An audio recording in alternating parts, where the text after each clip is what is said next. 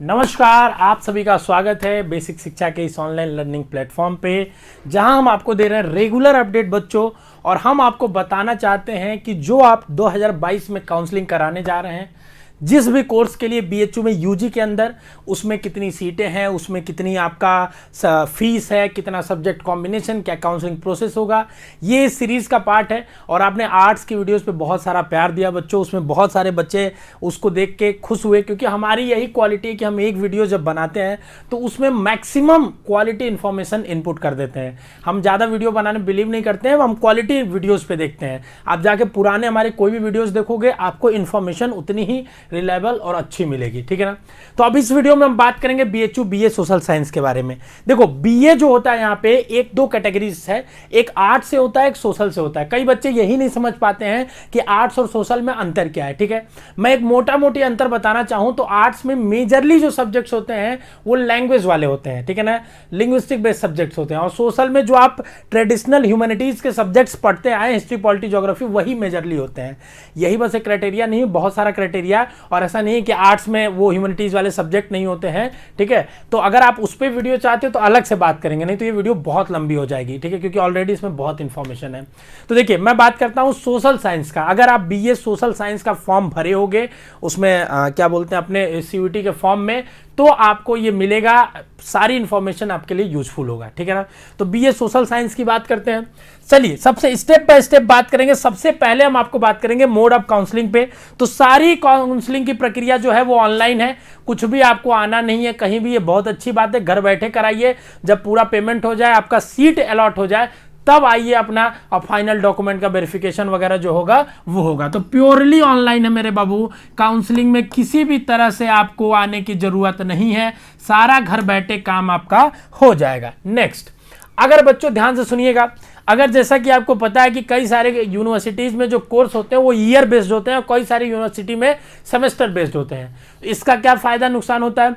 अलग अलग इसके फायदे हैं। आपको कोर्स को तोड़ के 6-6 महीने में आपका फुल एग्जाम होता है, उसमें साल भर में आपका फुल एग्जाम एक बार होता है। तो यहाँ सेमेस्टर बेस्ड चलता है, 3 साल होगा और 6 सेमेस्टर चलेगा।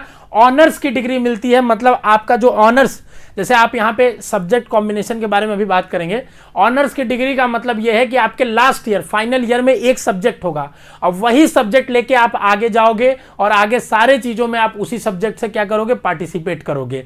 और ऑनर्स की वैल्यू कई जगह अच्छी होती है, ज़्यादा होती है। जैसे आप पीजीटी वगैरह एग्जाम दोगे तो वहाँ ऑनर्स के वैल्यूज़ थोड़ा बढ़ा दिए जाते हैं, एमएससी के इक्विवेलेंट कर दिए जाते हैं नॉर्मल, ठीक है ना। तो अगर आपका ऑनर्स है मतलब स्पेशलाइजेशन माना जाता है ऐसा, ठीक है।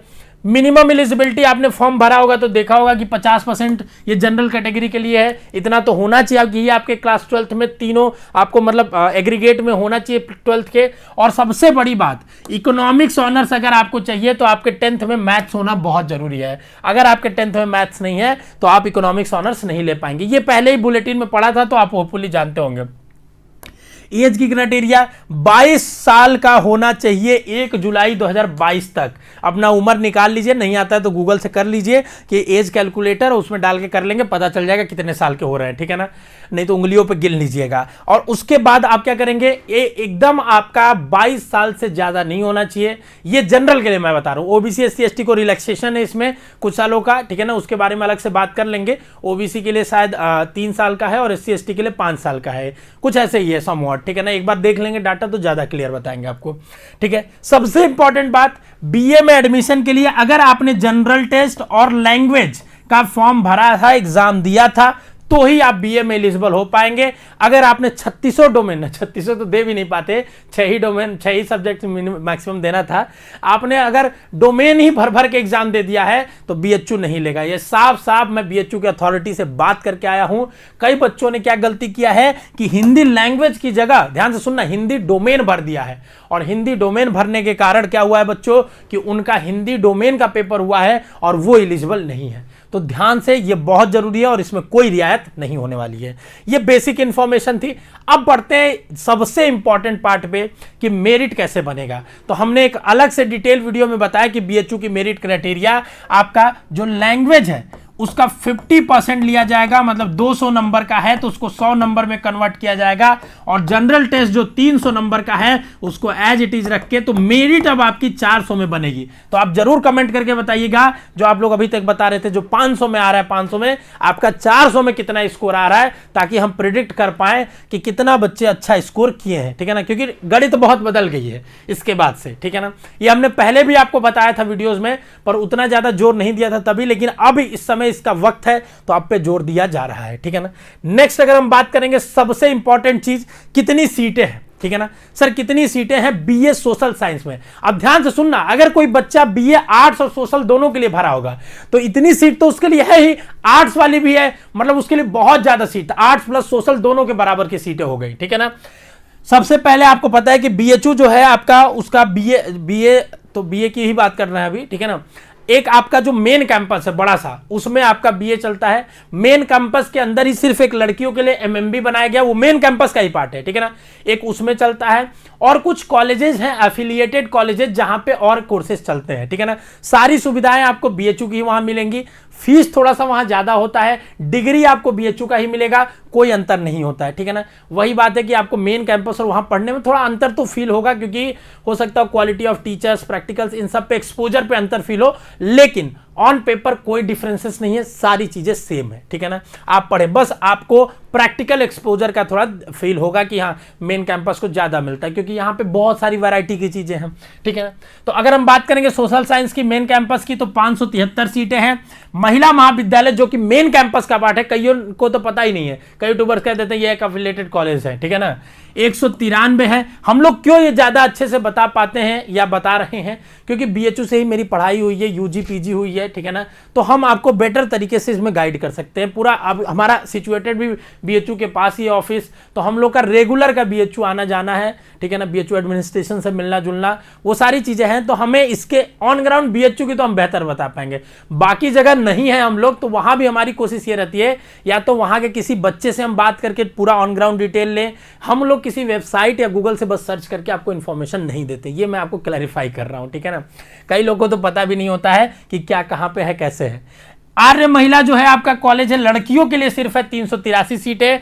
वसंता जो है आपका 274 सीटें हैं, ये भी सिर्फ लड़कियों के लिए। और वसंत कन्या भी जो है आपका, वो भी 210 सीटें हैं। सॉरी, वसंता जो है उसमें 210 और वसंत कन्या में 274, ये सब लड़कियों के लिए ही है। 3 college only for girls, only for लड़कियों के, इसीलिए हम लोग कहते थे शुरू से ही कि बीए में तो लड़कियों का मौज है, उनको बहुत कम से कम नंबर पर एडमिशन हो जाना है। डीएवी जो लड़के लड़कियां दोनों के लिए, वहां 326 सीट है। तो अगर तुम देखोगे एक लड़का है तो उसके लिए मात्र 573 प्लस 326 इतनी ही सीटें हैं, ठीक है ना। पर अगर कोई लड़की है तो उसके लिए पूरा इसके बराबर लगभग 2000 सीटें हैं, ठीक है ना, 1800 2000।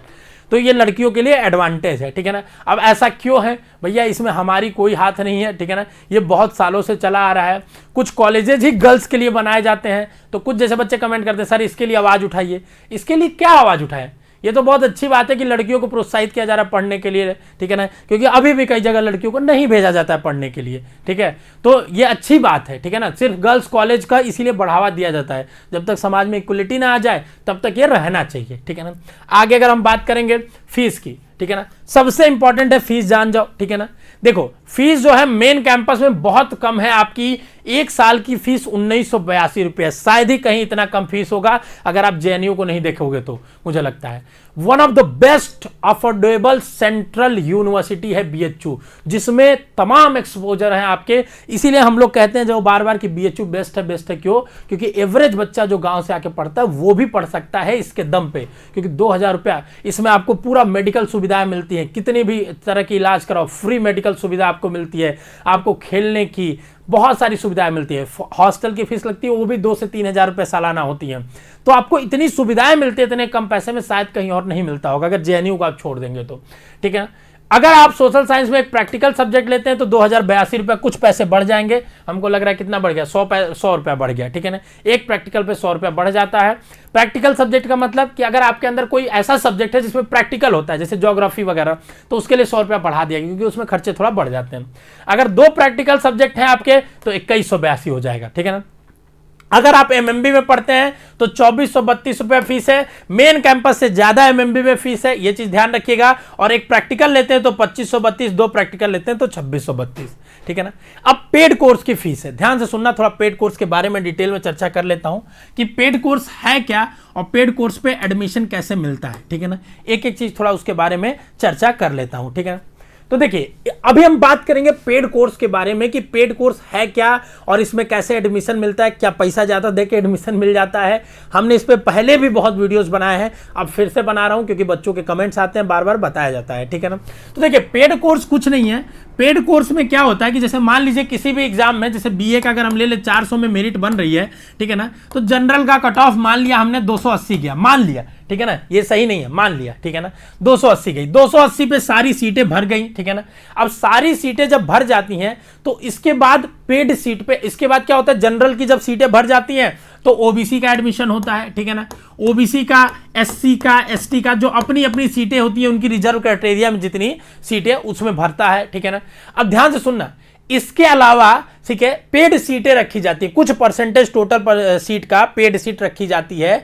उस सीटों को आपको उन सीटों पे जहां जनरल का क्लोज हुआ है, ध्यान से सुनना, जहां जनरल का क्लोज हुआ है वहां से मेरिट चालू होती है पेड सीट की, ठीक है ना। और आपकी थोड़ी सी नंबर कम 275 पे जाके ये भी खत्म हो जाती है।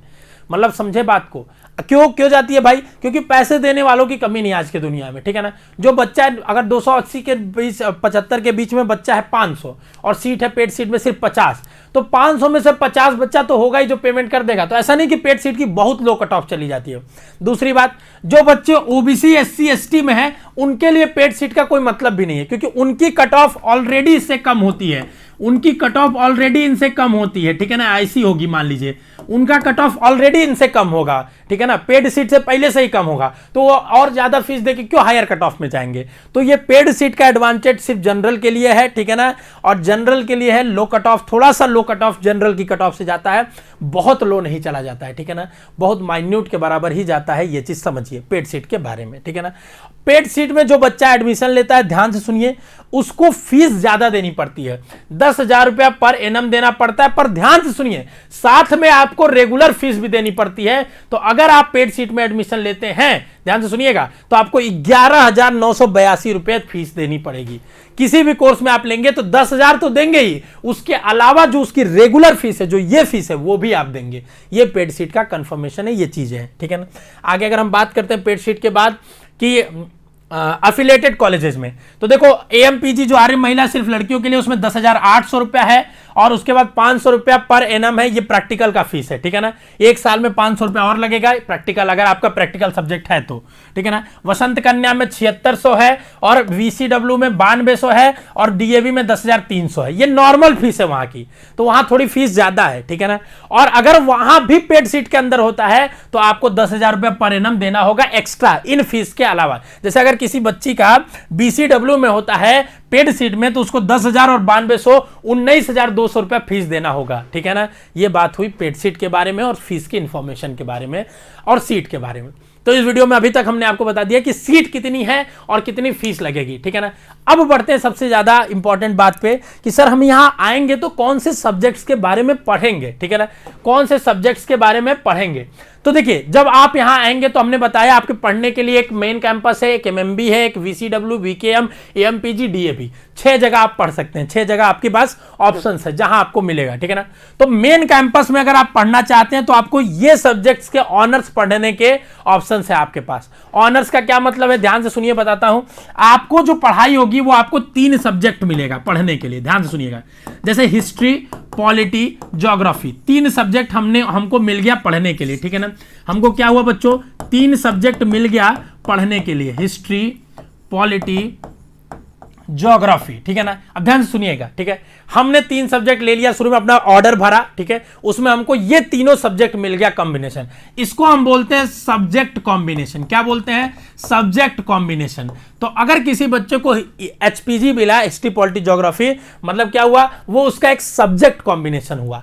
अब इसमें से कोई एक सब्जेक्ट उसका ऑनर्स होगा, तो मान लीजिए उसका ऑनर्स पॉलिटी होगा। क्या होगा, उसका ऑनर्स पॉलिटी होगा। तो अगर उसका ऑनर्स पॉलिटी हुआ, ध्यान से सुनिएगा, तो वो क्या करेगा, ये 2 साल तो ये तीनों सब्जेक्ट पढ़ेगा, 2 साल ये तीनों सब्जेक्ट पढ़ेगा, तीनों सब्जेक्ट पढ़ेगा, ठीक है ना, तीनों सब्जेक्ट पढ़ेगा।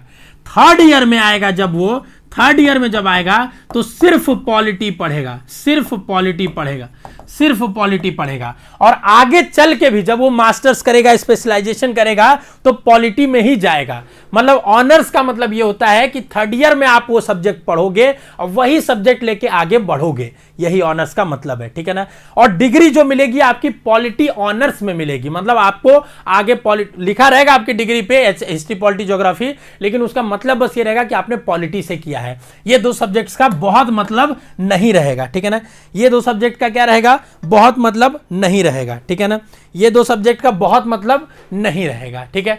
आगे बढ़ते हैं, सब्जेक्ट कॉम्बिनेशन। तो ये अभी मैं बताता हूं कि कौन कौन सा, अब एक एक ऑनर्स के बेसिस पर, जैसे मान लीजिए अगर ये सब्जेक्ट कॉम्बिनेशन है, ठीक है ना, तो इस सब्जेक्ट कॉम्बिनेशन में 3 प्रेफरेंस हो सकता, 3 सब्जेक्ट 3 तरीके से बन सकता है। एक बार हिस्ट्री पॉलिटी ज्योग्राफी बना, एक बार पॉलिटी हिस्ट्री ज्योग्राफी, एक बार ज्योग्राफी हिस्ट्री पॉलिटी, मतलब एक बार हिस्ट्री ऑनर्स बना, एक बार पॉलिटी, एक बार ज्योग्राफी ऑनर्स। तो सेम सब्जेक्ट कॉम्बिनेशन अगर है तब भी आपके ऑनर्स अलग अलग हो सकते हैं। क्या हो सकते हैं, आपके ऑनर्स अलग अलग हो सकते हैं, ठीक है ना। अगर सेम सब्जेक्ट कॉम्बिनेशन आपका है तो भी आपका ऑनर्स अलग अलग हो सकता है। तो इसीलिए सब्जेक्ट कॉम्बिनेशन बहुत ज्यादा बढ़ जाते हैं। मतलब अगर सही में लिखें तो इसका हो गया हिस्ट्री ऑनर्स, ये इस तरीके से हो गया। तो आपको दिख रहा होगा कि ये तीनों बराबर हैं, लेकिन तीनों में ऑनर्स बदलने की वजह से 3 वो बन गए और इनको ऑर्डर में, अब जिस किसी बच्चे को रखना होगा तो ये 3 को ही 1 2 3 नंबरिंग करके रखना पड़ेगा, ठीक है। तो अगर हम बात करेंगे बच्चों मेन कैंपस में, तो economics, history, political, sociology, psychology, mathematics, statics, geography, ये सब्जेक्ट्स पढ़ने को मिलेंगे आपको, जो सारे बहुत बेहतरीन सब्जेक्ट्स हैं। एमएमबी की बात करेंगे तो एमएमबी में economics, history, political, sociology, psychology, mathematics, statics, geography, ये सारे आपको मिलेंगे। नेक्स्ट अगर हम बात करेंगे आर्य महिला में, तो इसमें कम सब्जेक्ट है बच्चों, 5 सब्जेक्ट है बस, economics, history, polity, sociology, psychology, ठीक है ना। नेक्स्ट अगर हम बात करेंगे वसंत कन्या में, आर्य महिला आपका चेतगंज पे है, ठीक है ना, चेतगंज बना, जो मेन कैंपस से दूर है ये कॉलेज, ठीक है ना। अगर इसका बात करेंगे वसंत कन्या कामाख्या के पास है बच्चों, वहां सेंट्रल हिंदू बॉयज स्कूल जो मेरा स्कूल है, जो बीएचयू का स्कूल है, उसी के पास है, ठीक है ना।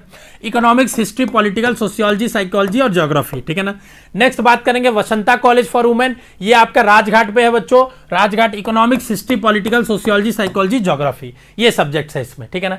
इन्हीं सब्जेक्ट्स में आपको ऑनर्स मिलेगा। अब इनके अलग अलग कॉम्बिनेशन बनेंगे, उन्हीं कॉम्बिनेशंस को आप भरेंगे और उसमें प्रायोरिटी आप ऑनर्स को देंगे, ठीक है ना। आपको जो दिमाग में रख के चलना है वो ऑनर्स चलना है कि हमको इस ऑनर्स रखना है, फिर दूसरा प्रायोरिटी सब्जेक्ट कॉम्बिनेशन का रखना है, ठीक है ना।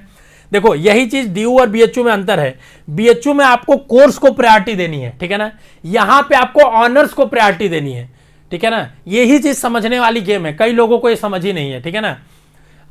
कई लोग क्या करते हैं बच्चों, बोल रहे हैं कि डीयू में आप बीएससी करना चाहते हैं, बीएससी इतने बेकार कॉलेज से करके क्या करेंगे जब आपको बीए इतना बढ़िया कॉलेज से मिल जाएगा। तो अरे कोर्स हमको क्या करना है ये हमको सोचना है ना, कॉलेज बढ़िया लेके क्या करेंगे जब उस कोर्स में हमारा मन ही नहीं लगता, उस कोर्स को हमको पढ़ना ही नहीं आगे लेके, समझ रहे हैं बात को।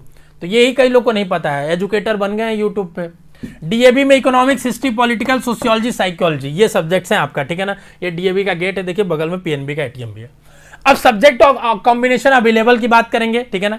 तो टोटल जो subject combination last year available थे मेन कैंपस के लिए, जिसमें सिर्फ लड़के लड़कियां दोनों भर सकते हैं, ठीक है ना, वो आपके टोटल कॉम्बिनेशंस जो थे बच्चों, वो आपके 29 कॉम्बिनेशन थे, ठीक है ना। इन्हीं 29 में से आपको अपना प्रायोरिटी डिसाइड करना होगा, पहला किसको, दूसरा किसको, तीसरा किसको। कैसे करेंगे, जैसे देखिए यहां लिखा हुआ है एफएमसी लिखा होगा, इसका मतलब है ये मेन कैंपस में है, ठीक है ना। ज्योग्राफी, हिस्ट्री, पॉलिटिकल साइंस, ठीक है ना। और आप इसके सामने जो पहला वाला लेटर होता है ये ऑनर्स होता है, ठीक है ना। मतलब ज्योग्राफी, हिस्ट्री, पॉलिटिकल साइंस में आप ज्योग्राफी को प्रायोरिटी दे रहे हैं, ठीक है ना।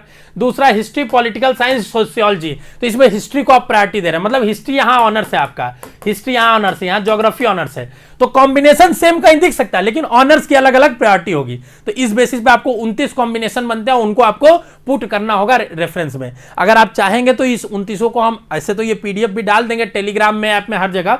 ऐप में क्या होता है, कैटेगराइज वे में इंपॉर्टेंट पीडीएफ के अंदर में पड़ जाता है, टेलीग्राम में डाल देते हैं डाटा वैसे ही, ठीक है ना। तो वहां खोजने में आपको दिक्कत होती है, ठीक है। बट अगर आप चाहेंगे तो सब्जेक्ट कॉम्बिनेशन पे आर्ट्स और सोशल का एक अलग से सेपरेट वीडियो दोनों का मिला के लाएंगे, उसमें अच्छे कॉम्बिनेशंस भी किस ऑर्डर में आपको रखना चाहिए बताएंगे फ्री ऑफ कॉस्ट आपको, ठीक है ना। तो अगर आपको चाहिए तो बताइए। आर्ट्स वाले वीडियो में आपने बहुत कमेंट किया था, सोशल का भी चाहिए तो आप बताइएगा, ठीक है ना। इसमें ये भी हम लोग बताएंगे कैरियर स्कोप की वजह से कि अगर आपको क्या लेके पढ़ना है, क्योंकि देखिए कई चीज क्या होती है जोश में लोग ले लेते हैं, पता नहीं रहता है। ये आपका करियर डिसाइड करेगा, ये कितना सेंसिटिव मैटर है इस चीज को समझिए, ठीक है ना। आपने कुछ भी डाल दिया, आगे क्या करेंगे, कितनी नौकरियों का स्कोप है आपके पास, क्या करना चाहिए आपको क्या नहीं, ये यही कॉम्बिनेशन से डिसाइड करेंगे। चाह के भी आप नहीं कर पाएंगे। कई लोग होते हैं जैसे कि वो चाहते हैं टीचर बनना, ठीक है ना, इधर उधर, तो वो उनका उस सब्जेक्ट कॉम्बिनेशन नहीं रहेगा तो नहीं बन पाएंगे। दूसरी बात, कई लोग ऐसे होते हैं जिनको यूपीएससी करना है तो उनको उस तरीके से कॉम्बिनेशन लेना पड़ेगा। ये आपको सोचना और समझना पड़ेगा कि मतलब हमको आगे क्या करना है, उसके बेसिस पे हम इस चीज को डिसाइड करेंगे। रैंडमली नहीं डिसाइड कर सकते। हर बच्चे के लिए अलग हो सकता है, आपकी रिक्वायरमेंट अलग हो सकती है। कुछ लोग हैं यूट्यूब पे क्या कर रहे हैं, एक बना के दे दे रहे हैं प्रेफरेंस, बांट लो बांट लो बांट लो, ले लो ले लो ले लो ले लो ले लो। क्या ले लो यार, आप बाबा जी का प्रसाद है क्या कि ले लो।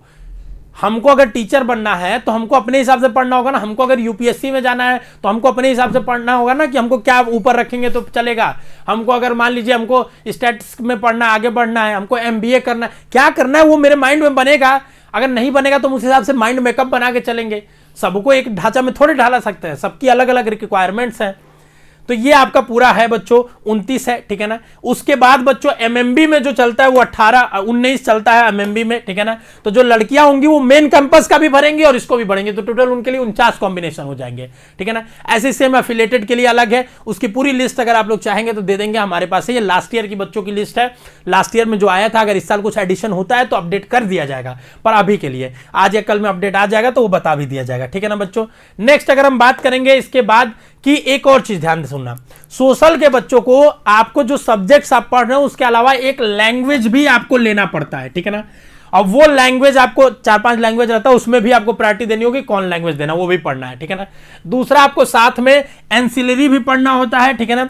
एंसिलरी की भी प्रायोरिटी, मतलब ये सब एक्स्ट्रा सब्जेक्ट्स हैं जो पढ़ाए जाते हैं, पर मेन जो चीज है वो तुम्हारा ऑनर्स है।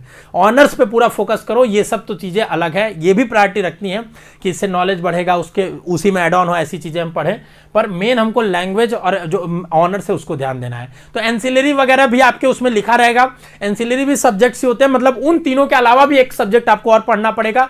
वो कौन सा पढ़ेंगे आप, उन तीनों के अलावा होना चाहिए, ठीक है। तो वो बाद में भी भरवाया जाता है जब आप यहाँ बीएचयू में आएंगे तो ये अगर आपसे गलत भी हो जाएगा, मतलब गलत प्रेफरेंस भी पड़ जाएगा, तो यहाँ आएंगे तो आपको चेंज हो सकता है, ठीक है ना। नेक्स्ट अगर हम बात करेंगे, देखो ऑनर्स का हमने बता दिया। How should we subject combination और प्रायोरिटी को डिसाइड करें, ठीक है ना। कैसे हम डिसाइड करें सर, अगर हम खुद से बनाना चाहते हैं, हमारे पास लिस्ट है सारे सब्जेक्ट कॉम्बिनेशन की 49 के 49, तो हम कैसे बनाएंगे।